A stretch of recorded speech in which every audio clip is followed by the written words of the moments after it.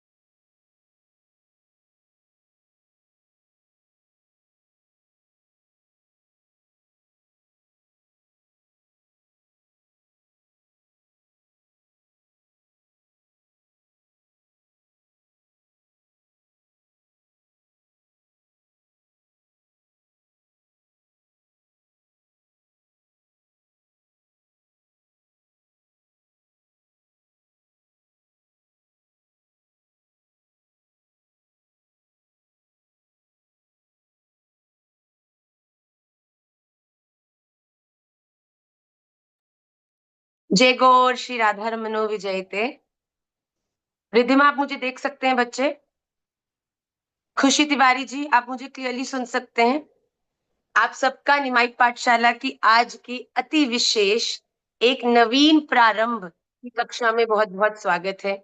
आज हम एक ऐसे ग्रंथ के बारे में चर्चा करने वाले हैं जो हमारे आचार्यों ने, जो हमारे षड गोस्वामी पाद में बड़े विशेष श्री रूप गोस्वामी पाद द्वारा विरचित है।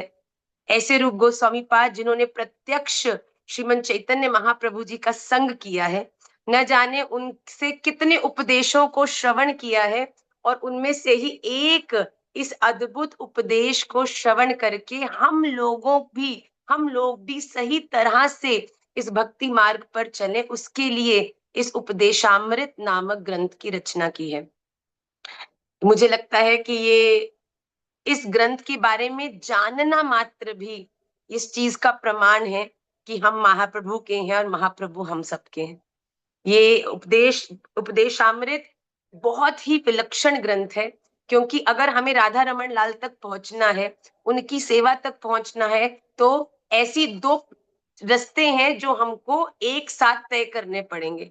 एक तरफ अपने जीवन में हम क्या क्या करें जिससे हम लोग सही रास्ते पर चलें, और दूसरी ओर हम क्या क्या नहीं करें जिससे कभी रास्ता भटके नहीं। तो रूप गोस्वामी पाद ने बड़े सुंदर रूप से 11 श्लोकों के माध्यम से इस ग्रंथ की रचना की है। ये 11 श्लोक हर वैष्णव को हृदयस्थ होने चाहिए। ये श्लोक वो है डूज एंड डोंट्स ऑफ भक्ति। हमें क्या करना है, क्या नहीं करना, जिससे कि हम अपने भजन में अच्छी तरह से आनंद ले पाए। आइए कुछ प्रारंभ इस ग्रंथ में करते हैं। सबसे पहले मैं राधा रमन लाल के श्री चरणार विंद में बारंबार बारंबार कोटि कोटि कोटि कोटि कोटि कोटि कोटि बार दंडवत प्रणाम करती हूँ कि महाप्रभु की कृपा से, राधा रमन लाल की कृपा से, आप सबके कारण, जीवन में व्यस्त होने के हजार करोड़ कारण होते हैं, पर एक मैया हर व्यस्तता से अपने बालक मात्र के लिए ही समय निकाल सकती है। हो सकता है इतने विस्तार से स्वयं भी कभी ग्रंथ पढ़ने का अवकाश नहीं मिलता, पर क्योंकि जिम्मेदारी मेरे सब बालकों की है, जिम्मेदारी मेरे बच्चों की है, तो ठाकुर जी की कृपा से बड़े सुंदर रूप से इस विलक्षण ग्रंथ को देखने का भी, और इसको पढ़ने का भी, और इसको यथाशक्ति कुछ पढ़ाने का भी प्रयास मैं करूंगी। आज मैं बहुत ही भावुक भी हूँ। आज मैं बहुत कुछ ऐसा लग रहा है कि महाप्रभु जी कुछ पात्रता बढ़ा रहे हैं। महाप्रभु जी कहीं ना कहीं हम सबके गीता जो श्रवण है, गीता का अपने जीवन में जो प्रवेश है, उसमें कहीं ना कहीं सफल हो रहे हैं। जो ऐसे अंतरंग गौड़ियाओं के शास्त्र में हमको प्रवेश करने का अवसर मिल रहा है। आइए पहले कुछ इसकी रूपरेखा समझें। बड़े ध्यान से श्रवण करिएगा। मैं बहुत धीरे धीरे, क्योंकि ये आचार्य वाणी है, तो कुछ कुछ चीजें एज इट इज, जैसे आचार्यों ने कही है, उसको मैं आपको सुनाना चाहती हूँ। बड़े ध्यान से इसको श्रवण करिएगा। श्री रूपानुग गौड़िया वैष्णव संप्रदाय में, जो हमारी संप्रदाय है, श्री उपदेशामृत का बड़ा समादर है। ये बड़ा ही अद्भुत और महत्वपूर्ण ग्रंथ है। आज पहली कक्षा है, इसलिए बड़े ध्यान से एक एक शब्द को आप सुनिएगा। श्री रूप गोस्वामी ने अनर्पित चरी उन्नतोज्वल श्री कृष्ण प्रेम प्रदाता, श्री कृष्ण नाम संकीर्तन के मूल प्रवर्तक, श्री राधा भाव कांति से दे दीप्यमान। कौन है ये? हमारे श्री कृष्ण चैतन्य महाप्रभु के उपदेश सिंधु का मंथन करके सार स्वरूप इस उपदेशामृत का जीवन मात्र के लिए, जीव मात्र के कल्याण के लिए प्रकाशन किया है। ऐसे रूप गोस्वामी पाद जिन्होंने महाप्रभु का संग किया है, प्रत्यक्ष उनके मुखार विंद से सब उपदेशों को श्रवण किया है, केवल आप और हम जैसे जीवों के कल्याण के लिए उस उपदेश का मंथन करके। जैसे भैया सब्जी खानी हो तो जाओ खेत से जाके तोड़ के खा लो, पर नहीं भैया, पहले खेत से माली उसको लाता है, फिर मैया उसको सिद्ध करती है, फिर भोग लगाया जाता है। और वो सब्जी जिसे आप अगर नॉर्मली खाओ तो खाने में बड़ी कड़वी लगेगी, पर मैया ऐसी सुंदर उसका मंथन करके सिद्ध कर देती है कि एक एक ग्रास खाने में वाह वाह जैसा स्वाद मन में आता है। इसी प्रकार महाप्रभु जी ने जो रूप गोस्वामी जी को उपदेश दिए भैया, वो हम लोगों की तो बाउंसर जाने वाले उपदेश है। पर जैसे है ना, मैया एक कर्री सब्जी को भी बड़ा सुंदर स्वादिष्ट बनाकर बच्चों को खिला देती है, ऐसे हमारे आचार्य जनों ने भी शास्त्रों को बड़ा सहज कर कर, महाप्रभु जी के आदेशों को बड़ा सहज कर कर हमें ऐसे अलौकिक ग्रंथों में प्रदान किया है। इसमें कहा गया है भक्ति साधकों के लिए, बड़ा ध्यान से सुनिएगा, ये डिस्क्लेमर है। भक्ति साधकों के लिए उपदेशामृत के उपदेश समूह परिहार्य हैं। Very very very very important. These are the rules to भक्ति।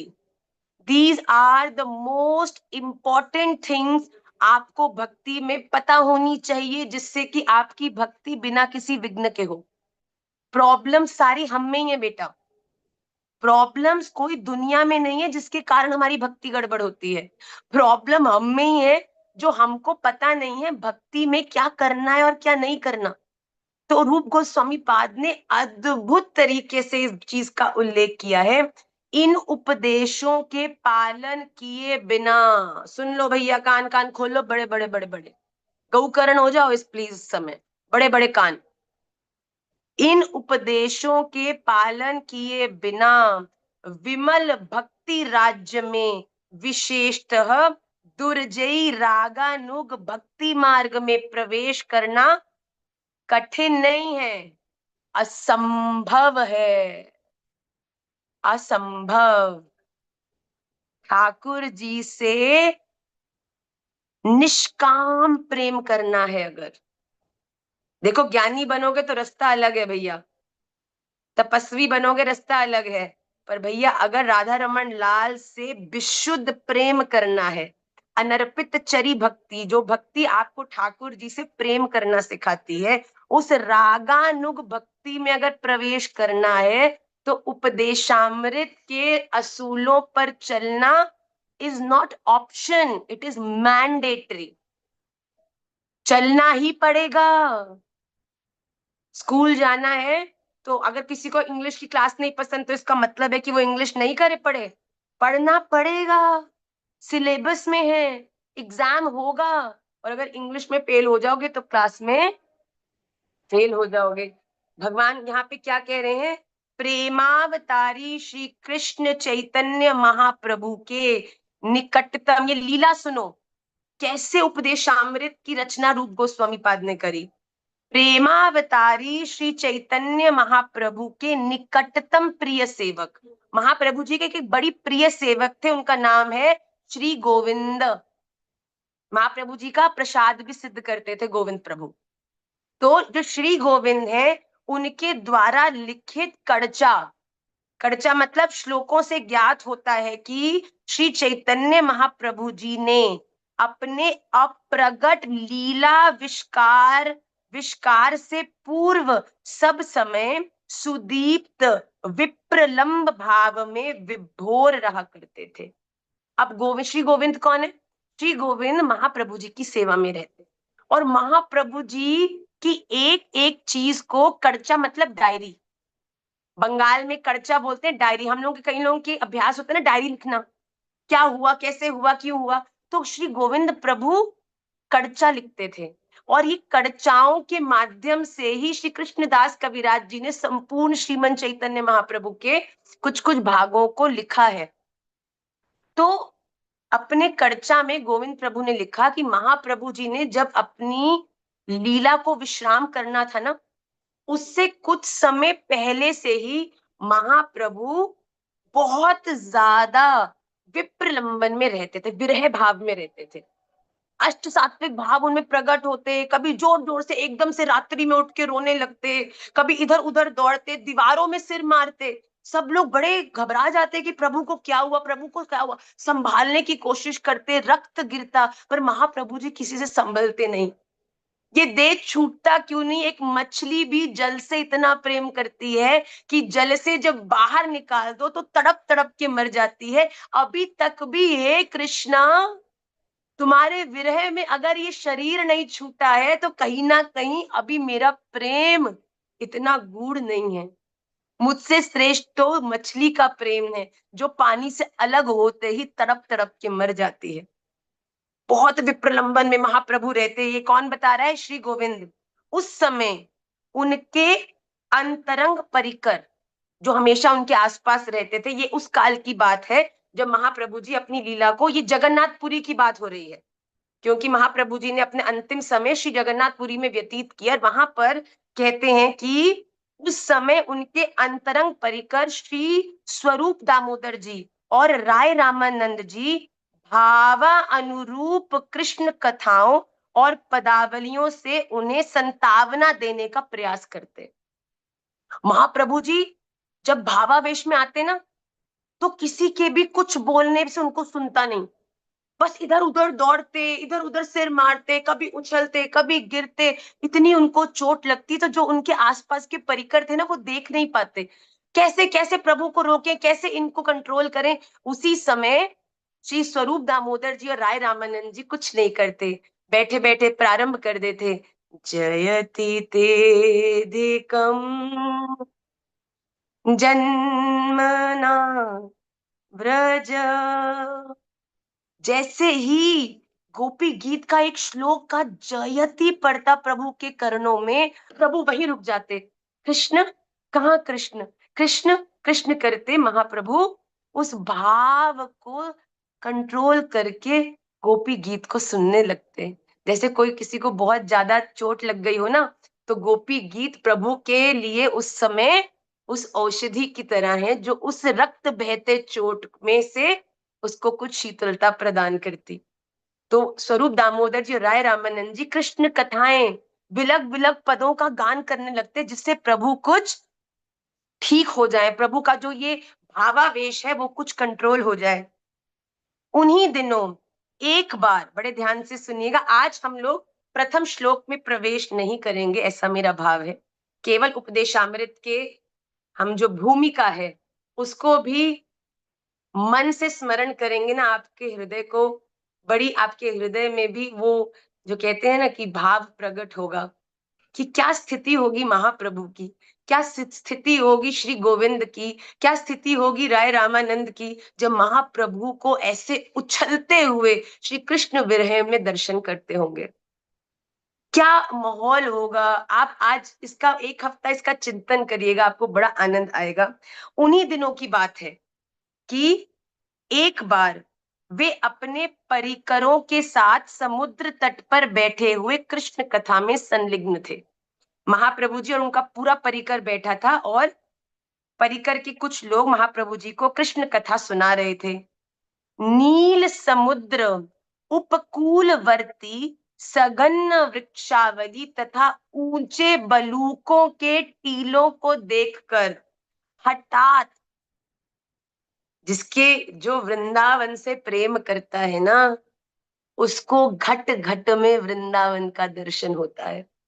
वो देखता कोई सामान्य नदी है, पर उस सामान्य नदी में भी उसे यमुना महारानी का दर्शन होता है। महाप्रभु जी गंगा तट पर बैठे श्रवण तो कर रहे हैं, पर श्रवण करते करते हठात एकदम से उन्हें यमुना यमुना के तटवर्ती सुंदर उपवनों, कुंजों एवं गिरी गोवर्धन की स्फूर्ति हो गई। एकदम से महाप्रभु जी कृष्ण कथा सुन रहे थे कि ठाकुर जी ऐसे यमुना महारानी के पास गए और इस लीला को संपन्न की, और तुरंत महाप्रभु जी की दृष्टि के सामने से जगन्नाथपुरी हट गया, समुद्र हट गया, और उन्हें ऐसा प्रतीत हुआ कि ये तो यमुना महारानी है। आसपास के वन जगन्नाथपुरी के पेड़ नहीं है, ये तो श्रीधाम वृंदावन के पेड़ हैं। और ये देखकर उन्हें एकदम से विरह फिर से आतुर हो गया। फिर तो वे कृष्ण विरह में फूट फूट कर हे गोविंद, हे कृष्ण, हे मधुसूदन, हे गोपाल, हे कन्हैया कह कहकर जोर जोर से महाप्रभु उच्च स्वर से रोने लगे। कुछ देर में जब उनका आवेश शांत होने पर उन्होंने भक्त समुदाय में धीरे धीरे कांपती हुई विगलित मधुर वाणी से जो उपदेश किया था, उन्हें श्री रूप गोस्वामी ने उसी समय श्लोकाकार में लिपिबद्ध कर लिया। इमेजिन, समुद्र तट पे महाप्रभु बैठे हैं और समुद्र में यमुना का आवाहन करके वृंदावन के विरह में जोर जोर से रोते, और वृंदावन श्री कृष्ण के विरह में डूबे हुए महाप्रभु ने अपने प्रियों को, अपने अंतरंग परिकर को कांपती हुई वाणी में जो उपदेश किया, यही तो आचार्य गण है। कोई व्यक्ति हो, इतनी कोई दुर्लभ चीज हो, पहले खुद ही पूरा के मुझे मिल जाए बस। पर हमारे आचार्यों ने ऐसा नहीं किया। रूप गोस्वामी पाद ने तुरंत उस संपूर्ण उपदेश को श्लोकों में लिपिबद्ध कर लिया।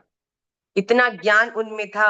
उन एकादश श्लोकों की समिष्टि ही उपदेशामृत है, जो महाप्रभु जी ने उस समुद्र तट पर बैठकर ज्ञान अपने निजी परिकरों को दिया। वो ज्ञान रूप गोस्वामी पाद ने 11 श्लोकों में उस ज्ञान को इकट्ठा कर लिया, और वो ही 11 श्लोक क्या है? उपदेशामृत। भक्ति राज्य में प्रवेश करने के लिए इच्छुक साधकों को प्रारंभ में भक्ति प्रतिकूल क्रियाकलापों, मन वाणी क्रोध जिह्वा उदर और उपस्थ, इन 6 वेगों, अधिक आहार। अब ये क्या बता रहे हैं कि इस उपदेशामृत में किस किस चीजों के उपदेश श्री रूप गोस्वामी पाद ने लिखे हैं। उन्होंने बोला कि क्या? पहली चीज, भक्ति के प्रतिकूल, भक्ति खत्म करने वाली जिन क्रियाकलापों के माध्यम से मन वाणी जिह्वा उदर, आपके बोलना, आपका खाना, गुस्सा, जो उदर उपस्थ, इन 6 वेगों के बारे में बात करी है। वेग मतलब उबाले। जो जब ये उबाल आता है आपके जीवन में तो आप पागल हो जाते हो, और जब पागल हो जाते हो तो अपने जीवन को नष्ट कर लेते हो।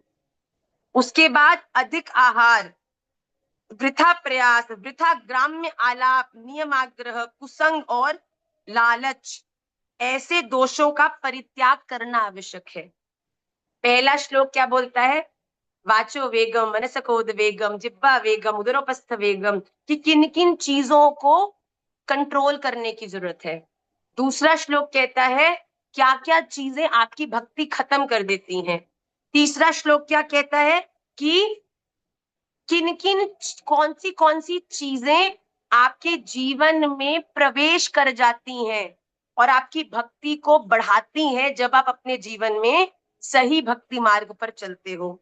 उसके बाद कुछ दूर अग्रसर होने पे 6 प्रकार का सत्संग।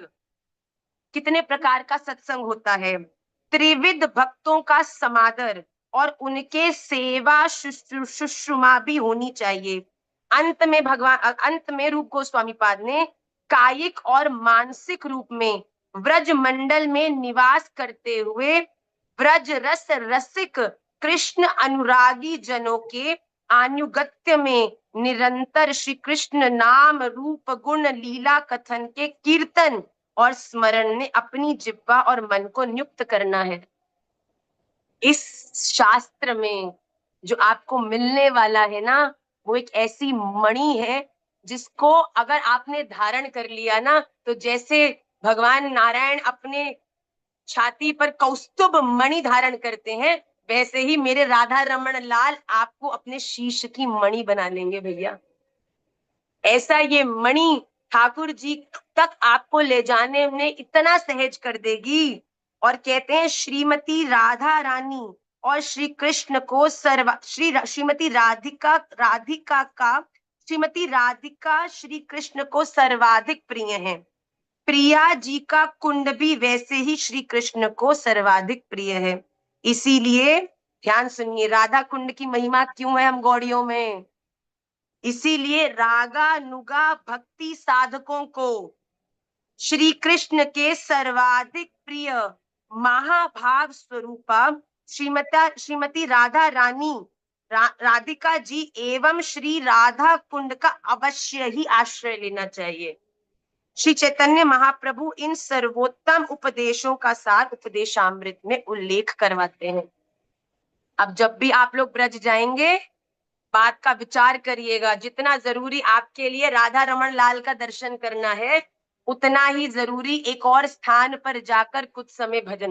गोपाल भट्ट गोस्वामी पाद की विशेष रूप से भजन स्थली तो राधा कुंडी है, वृंदावन दर्शन स्थली है, भजन स्थली तो राधा कुंड ही है, जहां पर स्वयं प्रत्यक्ष श्रीमती राधा रानी बैठी हैं राधा कुंड के रूप में। और श्री कृष्ण को सबसे प्रिय श्रीमती राधा रानी है। और जब कोई उनके अनुगत्य बैठकर भजन में प्रवेश करता है, तो ठाकुर जी के हृदय को बड़ी प्रसन्नता होती है।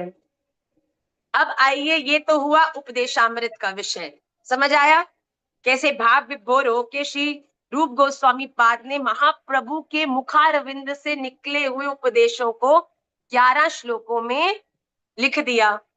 अब आइए देखते हैं कि ये जो विशेष उपदेशामृत ग्रंथ जिन आचार्य द्वारा लिखा गया है, वो है श्री रूप गोस्वामी पाद, जो गौड़िया वैष्णव संप्रदाय में षड गोस्वामियों में से एक विशेष गोस्वामी है, जिन्होंने संपूर्ण गौड़िया शास्त्र को लिखने में और इसके प्रचार में और विस्तार में बड़ी ही प्रमुख भूमिका निभाई है।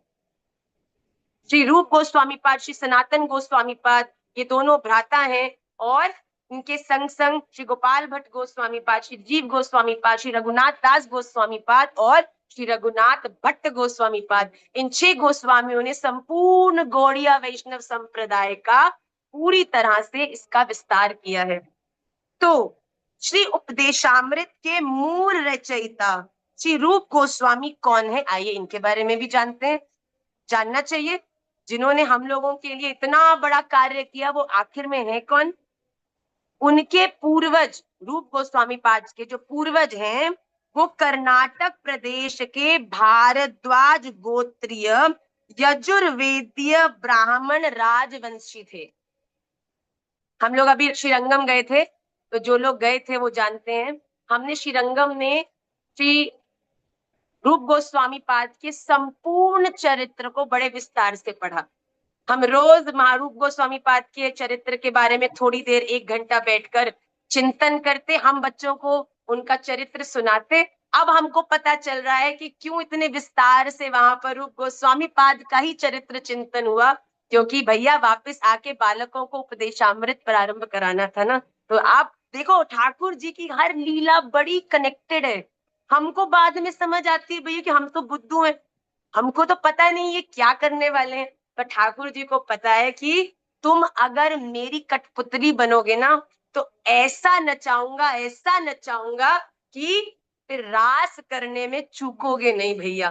तो बड़ी बड़ी बड़ी बात बोल दी हमने। अभी तो चलो बहुत आगे की यात्रा है। इनके पितामह अर्थात रूप गोस्वामी पाद के दादाजी महाराज, देखो हम कथा में इस समय रुक्मणी जी के विवाह को छोड़ के बीच में आए हैं, आप सबकी क्लास कुंडी लगा दो बेटा। आप लोगों को मेरी आवाज आ रही है? आई जइयो सांवरे, ये भी आ रही है?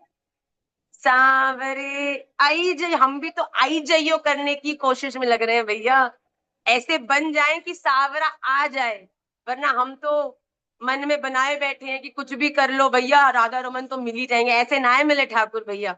तो इनके पितामह दादाजी महाराज कौन है? श्री पद्मनाभ जी। कुछ विशेष परिस्थितियों में मातृभूमि छोड़कर बंगाल में भगवती भागीरथी के किनारे नवहट्ट ग्राम में बस गए। तो रूप गोस्वामी पाद के जो दादाजी थे वो कर्नाटक छोड़कर ये बंगाल आकर किसी कारणों से रहने लगे। इनके पौत्र श्री कुमार देव के 3 पुत्र थे। जो इनके पौत्र हुए, किनके पौत्र? श्री पद्मनाभ जी के। उनके पौत्र हुए श्री कुमार देव जी, जिनके आगे 3 पुत्र हुए, अमर, संतोष और वल्लभ। आगे चलकर ये ही जो अमर थे, महाप्रभु जी से मिलने के बाद महाप्रभु जी ने इनका नामाकरण किया। तो अमर जो थे वो हो गए श्री सनातन गोस्वामी पाद, संतोष जो थे वो हो गए श्री रूप गोस्वामी पाद, और जो वल्लभ थे महाप्रभु जी ने उनको नाम दिया अनुपम। तो ये तीनों नाम से ये लोग प्रसिद्ध हुए। इनकी असाधारण विद्वत्ता, मतलब रूप गोस्वामी पाद बड़े ही ज्ञानी और बड़े विद्वान थे। इनकी विलक्षण विद्वत्ता, योग्यता एवं व्यवहार कुशलता से मुग्ध होकर बंगाल के तत्कालीन मुसलमान शासक हुसैन शाह ने इनमें से अमर और संतोष साकर को मल्लिक और दबीर खास की उपाधि से भूषित कर क्रमशः, मतलब सनातन गोस्वामी पाद और रूप गोस्वामी पाद इतने विद्वान थे कि इनकी विद्वत्ता से आकर्षित होके हुसैन शाह ने इन दोनों को अपनी सेना में प्रधानमंत्री और उप प्रधानमंत्री घोषित कर दिया। मुसलमानों की जो ये भाषा है उसमें मल्लिक और दबीर, मलिक और दबीर मतलब प्रधानमंत्री और उप प्रधानमंत्री इनको बनाया दोनों को। और पता है, आप लोग जान के हैरान होंगे कि इनका बोलना, इनका चलना, इनके वस्त्र, इस सबको देखकर ऐसा लगता कि ये दोनों मुसलमान हैं, क्योंकि हुसैन शाह की सेना में थे, प्रधानमंत्री पोस्ट पर थे, तो बड़ा अनुशासन में वैसे ही बनकर रहते, पर कोई भी नहीं जानता भीतर से ऐसे विशुद्ध ब्राह्मण और ऐसे विशुद्ध कृष्ण आश्रय, कृष्ण आश्रित दोनों थे। तो क्या हुआ? किंतु भैया जब बंशी जाती है तो गोपी को तो आना ही पड़ता है। तो क्या हुआ? कुछ समय बाद, कुछ समय के पश्चात कली युग पावनावतारी श्रीमन चैतन्य महाप्रभु के संपर्क में आकर तीनों भाइयों ने विपुल ऐश्वर्य संपत्ति एवं संसारिक मोह ममता को संपूर्ण रूप से त्याग कर परम निष्किंचन होकर, मतलब अपने पूरे अस्तित्व को खत्म कर कर राधा कृष्ण युगल की मनोभीष्ट सेवा में अपने को पूर्ण रूप से समर्पित कर दिया। महाप्रभु जी से मिलने के बाद सब प्रधानमंत्री उप प्रधानमंत्री पदों को छोड़ा। छोड़ा नहीं भैया, रूप गोस्वामी पाद तो छोड़ के आए थे, सनातन गोस्वामी पाद को तो जेल में बंद कर दिया हुसैन शाह ने कि तुम दोनों भाई क्यों, किस कारण से ऐसे जा रहे हो। पर भैया उस समय सनातन गोस्वामी पाद ने कुछ घूस खिलाई जिन्होंने जेल में बांधा था, और फिर वहां से वो भी निकलकर भागकर आ गए। इन्होंने श्रीमन महाप्रभु जी के निर्देश से, महाप्रभु जी से जब मिले जगन्नाथपुरी आकर, तो महाप्रभु जी ने इनको आदेश दिया कि ब्रज मंडल के लुप्त तीर्थों का उद्धार, लुप्त शिव विग्रहों का प्रकाश, भक्ति के प्रमाणिक ग्रंथों का प्रणयन तथा भक्ति सदाचार का प्रचलन किया। इनको कहा जाओ ब्रज जाओ, वहां पे लुप्त जो ब्रज के स्थान खत्म हो गए उनको फिर से प्रकाशित करो। ठाकुर जी जहां जहां दबाए गए हैं या जहां जहां लुप्त हो गया उनका प्रकाश करो, ग्रंथों को लिखो, और भक्ति में लीन हुए वैष्णव का सदाचार, डिसिप्लिन कैसा होना चाहिए उसके बारे में लिखो। श्री वृंदावन के प्रसिद्ध श्री गोविंद देव जी को पुनः प्रकटित कर विशाल भव्य मंदिर निर्माण कराकर उनकी राज सेवा प्रकाश करने का श्रेय श्री रूप गोस्वामी पाद को ही है। रूप गोस्वामीर प्राण धन है, रूप गोस्वामीर प्राण धन है। जय राधा गोविंद, राधा गोविंद राधे। इनके रचित ग्रंथों का प्रामाणिक उल्लेख श्री जीव गोस्वामी पाद ने श्रीमद् भागवत की लघु वैष्णव तोषणी टीका में किया है। कि श्री रूप गोस्वामी पाद ने बहुत सारे ग्रंथ लिखे हैं बच्चों, और ये हमारे लिए बड़ा अनिवार्य है। मैं आपको उन सब ग्रंथों के नाम बताऊंगी जिससे कि you all must get excited कि धीरे धीरे करके ठाकुर जी ने कृपा करी, हमारी बुद्धि सही रही, ठाकुर जी की सेवा योग्य रही, ठाकुर जी की प्रसन्नता और इच्छा रही, तो हम धीरे धीरे करके गुरुदेव की कृपा से सभी इन ग्रंथों का कम से कम जीवन में एक बार तो हम लोग इसका अध्ययन करें, तभी तो पाठशाला में होने का आप सबको लाभ होगा। और मेरी मोटिवेशन तो मैं सच्ची बोलूं राधा रमन लाल भी नहीं है, मेरी मोटिवेशन तो आप सब मेरे बच्चे हो। जब आप लोग सही रास्ते पर चलते हो ना, जब आप लोग भक्ति मार्ग पर इतने उज्जवल होते हो। आज गोपी गीत का प्रसंग था कथा में, महाराज जी ने जयती गाया और क्या बताऊं पूरा पंडाल गोपी गीत गा रहा था। महाराज जी भावुक हुए, महाराज जी ने कहा आज मुझे लगता है कि यहाँ बैठी सब असली में गोपियां हैं और व्यास विष्णु रूपाय, और ऐसा लगता है कि आज यहाँ मैं नहीं स्वयं राधा रमन बैठी। क्या बड़ी बात बोल दी आज मुझे। आप जानते नहीं है कि मेरे जीवन में आप सब क्या हो भाई, नजर नहीं लगे ना मुझे ना तुम्हें।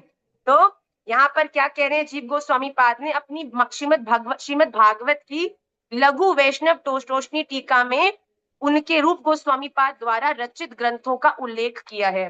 बड़े ध्यान से सुनिए, इन ग्रंथों का श्रवण भी अगर हमको हो गया नाम का, साची बोलती हूँ उसमें भी उद्धार हो जाएगा। श्री हंस दूत काव्यम, श्री उद्धव संदेश, श्री कृष्ण जन्म तिथि विधि, श्री बृहद कृष्ण गणोपदेश दीपिका, श्री लघु कृष्ण गणोपदेश दीपिका, श्री स्तव माला, श्री विदग्ध माधव नाटक, श्री ललित माधव नाटक, श्री दान केली कौमुदी, श्री भक्ति रसामृत सिंधु, श्री उज्ज्वल नीलमणि, श्री प्रयुक्ताख्यात चंद्रिका, श्री मथुरा महात्म्य, श्री पद्यावली, श्री नाटक चंद्रिका, श्री लघु भागवतामृत, श्री सामान्य विरुद्धावली लक्षण, और आखिरी ग्रंथ श्री उपदेशामृत। ये बड़े सुंदर रूप से इतने सारे ग्रंथों की रचना हमारे श्री रूप गोस्वामी पाद द्वारा की गई है। और हम इस कक्षा में दो टीकाओं का आश्रय लेकर उपदेशामृत को समझने का प्रयास करेंगे। भैया हम सब राधा रमणिया है, तो पहली टीका का नाम है उपदेश प्रकाशिका, और ये किसने लिखी है? स्वयं श्रीमद राधा रमण दास गोस्वामी द्वारा विरचित, जो कि हमारी राधा रमणीय प्रणाली के ही आचार्य रहे हैं। श्री गोपाल भट्ट गोस्वामी जी की ही परंपरा में श्री राधा रमण दास गोस्वामी जी हुए हैं, जिनकी टीका का हम आश्रय लेंगे उपदेशामृत के श्लोकों को समझने के लिए। और दूसरी जो टीका है जो बड़ी अद्भुत है, उसका नाम है पीयूष वर्षिणी वृत्ति। ये याद करना है भैया टीकाओं के नाम, श्री पीयूष वर्षिणी वृत्ति, जो ठाकुर श्री भक्ति विनोद कृत द्वारा है, भक्ति विनोद ठाकुर द्वारा लिखी ये जो टीका है। हा मैं क्या बताऊं भैया, ऐसा विस्तार आपने किया है श्लोकों का, जिसमें संबंध अभिदय प्रयोजन तीनों के बारे में, तीनों के उदाहरणों से भगवान ने भक्ति को इतना मधुर बनाया है। हमारे आचार्य नहीं होते, मैं आपको साची कहूं आज समझ आता है।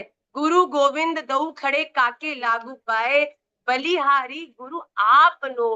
आप नहीं होते ना, ये हमारे आचार्यगण नहीं होते भैया, कितने ठाकुर जी सुंदर, बताओ कितने ठाकुर जी सुंदर होते। सुखदेव जी ने भी तो बरहा पीड़म सुना ही था, और वो सुन के कोई दौड़े थोड़ी वापस व्यास जी के पास। पर उसके बाद जब अहो बकीयम स्तन काल कूटम जिघाम सया पाय दप्य साध्वी लेवे गतिम धात्र उचिताम ततो अन्यम कम्वा दयालुम शरणम ब्रजेम। जब इस श्लोक के बारे में सुना तो भैया दौड़ते हुए वो सुखदेव जी जो जन्म होते ही घर छोड़ के भाग आए थे, पुत्र की उपाधि को त्याग दिया था, वही वापस अपने उसी घर में गए, पर आज लौटा पुत्र नहीं था, लौटा शिष्य था। मुझे वो ज्ञान दीजिए जिसका विस्तार करके मैं इस पूरी दुनिया में कृष्ण प्रेम को स्थापित कर पाऊं। इन दो टीकाओं का हम मूलभूत आश्रय लेंगे। मैं बहुत ज्यादा जल्दी विषय में कूदना नहीं चाहती। आज हम लोगों ने श्री उपदेशामृत की भूमिका और श्री रूप गोस्वामी पाद के चरित्र, उन्होंने किस भाव से इस अद्भुत ग्रंथ का लेखन किया है, इसके बारे में हमने चर्चा करी। अगली क्लास से आज हम 3 बार जो पहला श्लोक है उपदेशामृत का उसको हम पढ़ेंगे, पर उसका विस्तार क्योंकि बहुत ज्यादा है, 2-2 टीकाओं का आश्रय लेना है, तो हम लोग नेक्स्ट क्लास में विस्तार करेंगे। पर एक बार आपको बता दूं कि जो टीकाकार श्री राधा रमण दास गोस्वामी जी हैं, जिन्होंने उपदेशामृत एक संक्षिप्त किंतु सार गर्भित उपदेश प्रकाशिका नामक संस्कृत टीका की रचना की है, ये श्री राधा रमण दास गोस्वामी श्री वृंदावन में श्री गोपाल भट्ट गोस्वामी द्वारा प्रकटित एवं सेवित प्रसिद्ध श्री राधा रमण जी के सेवायत गोस्वामी वंश में आविर्भूत हुए हैं। इनके पिता का नाम श्री गोवर्धन लाल गोस्वामी है तथा पितामह का नाम श्री जीवन लाल गोस्वामी है। ये जीवन लाल गोस्वामी इनके दीक्षा और शिक्षा गुरु भी हैं, मतलब दादाजी से उन्होंने दीक्षा ली है। गोस्वामी जी संस्कृत और हिंदी के प्रकांड विद्वान, सुलेखक एवं सुकवि हैं। इनकी श्रीमद् भागवत की टीका, श्रीमद् भागवत की दीपिका दीपनी टीका विद्वत समाज में आदरणीय है। उसी प्रकार जो ये उपदेशामृत की इनकी ये उपदेशामृत प्रकाशिका नामक टीका है, ये भी वैष्णव समाज में बड़ी सम्माननीय है, आदरणीय है। तो हम सब भी जो ये टीका है इसका आश्रय लेंगे। हमको बड़ी प्रसन्नता हुई कि राधा रमणीय आचार्यों के द्वारा जो उपदेशामृत की टीका है, मुझे अवसर मिल रहा है कि उसका आधार लेकर हम इन श्लोकों का विस्तार करेंगे। और जो श्री भक्ति विनोद ठाकुर जी हैं उनके बारे में तो कौन नहीं जानता, उनकी जो पीयूष वर्षिणी टीका है उसका भी आश्रय लेंगे। बड़ा आनंद आने वाला है। ये टीकाएं सहज नहीं है, आचार्यों ने उनके बारे में क्या सोचकर लिखा है, बड़ी दुर्लभ चीज है। तो हम इसका विस्तार करेंगे अगली क्लास से। आइए जल्दी से पहला श्लोक को 3 बार गान करके आज की क्लास को हम विश्राम करेंगे। कल से चैतन्य चरितामृत हम प्रारंभ करें। मुझे लग रहा है बहुत सारा कुछ नया नया, कोई खिचड़ी तो नहीं बन जाएगा तुम लोगों की बुद्धि में। क्या चैतन्य चरितामृत 1 हफ्ते बाद शुरू करें? ये क्या होता है भाई? आधी स्क्रीन, आधी स्क्रीन। भैया कल हो ना हो, कल ही करेंगे। मतलब कल होना चाहिए, आगे वाला कल हो ना हो, जितना भी होगा जैसे भी होगा तो हम करेंगे। कल महाराज जी का कथा का विश्राम दिवस है, न जाने शायद एयरपोर्ट से हमको क्लास लेना पड़ेगा, पर हम अवश्य लेंगे। और इसको हम लोग किसी ना कि हम, आप कहोगे मैया भी तो कैसी घुमकड़ियां हैं, कभी इधर कभी एक दिन वृंदावन थी, अगले दिन बरसाना थी, अगले दिन कलकत्ता पहुंच गई। भैया यही महाप्रभु जी की आज्ञा है। अपना बोरिया बिस्तरा बांध दो, और बोरिया बिस्तरा से मेरा बोरिया बिस्तरा, मेरे 3 बच्चे हैं, कुछ छूट जाए हमको कोई फर्क नहीं पड़ता, बस मैं गिनती कर लेती हूँ, ये 3 आ गए हैं ना, बाकी सब तो आ ही जाएगा, कोई बात नहीं। तो आइए श्री उप का हम लोग गान करें। ये श्लोक क्या बताता है कि भक्ति के प्रतिकूल त्यज 6 वेग। एक तरह से ये 6 चीजें जिस व्यक्ति ने अपने जीवन में कंट्रोल कर ली, वो इस दुनिया में गुरु होने के योग्य है। उसको ये अधिकार है कि वो अपने शिष्य बना ले। उसको ये भक्ति में 6 छोड़ने वाली चीजें हैं, त्यज। इसको छोड़ दोगे या कंट्रोल कर लोगे तो जीवन में भक्ति का प्रवाह जो है वो बड़ा आनंदमय हो जाएगा। आपकी स्क्रीन पर श्लोक आएगा, मेरे संग संग पढ़िएगा। वाचो वेगम मनसः क्रोधवेगम् जिह्वा वेगम् उदरोपस्थवेगम् एतान वेगान यो विषहेत धीरः सर्वाम् अपिमां पृथ्वीं सशिष्यात्। वाचो वेगम मनसः क्रोध वेगम जिह्वा वेगम उदरोपस्थ वेगम एतान वेगान यो विषहेत धीरः सर्वाम अपि माम पृथ्वीं स शिष्यात्। वो व्यक्ति जो इन 6 वेगों को धैर्यता से, यो विषहेत धीरः, धैर्यवान पुरुष जो इन 6 वेगों पर नियंत्रित करता है, सर्वाम अपि माम पृथ्वीम सशिष्यात्।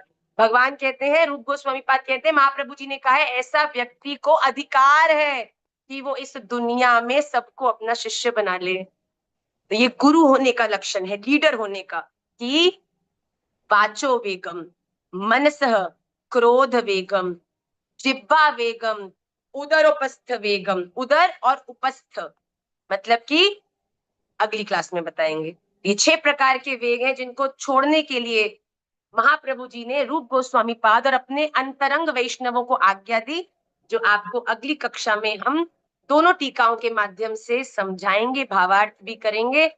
मुझे आशा है आपको आज की कक्षा में उपदेशामृत की भूमिका, श्री रूप गोस्वामी पाद का एक संक्षिप्त चरित्र और राधा रमन दास गोस्वामी जी के बारे में और भक्ति विनोद ठाकुर जी के बारे में जानकर उत्साह आपका और बढ़ गया होगा। मैं आपसे नेक्स्ट सैटरडे मिलूंगी उपदेशामृत की क्लास में। ये क्लासेस को मिस मत करिएगा, क्योंकि ये बहुत बहुत बहुत बहुत जरूरी है आप सबके लिए। इसी के संग आज की क्लास को मैं विश्राम करती हूँ। आप सबके चरणों में प्रणाम, षड गोस्वामी पाद के चरणों में प्रणाम, श्री रूप गोस्वामी पाद के चरणों में विशेषतः प्रणाम, श्री गोपाल भट्ट गोस्वामी जी के चरणों में प्रणाम, सभी आचार्य जनों के चरणों में प्रणाम, सदगुरुदेव भगवान के चरणों में प्रणाम, श्री वृंदावन धाम के चरणों में प्रणाम, और मेरे प्यारे बच्चों के लिए बहुत सारा प्यार। इस कक्षा को हम यहीं विश्राम करते हैं। वांछा कल्पतरुभ्यश्च कृपा सिंधुभ्येव च पतितानां पावनेभ्यो वैष्णवेभ्यो नमो नमः। श्री राधा रमण लाल की जय।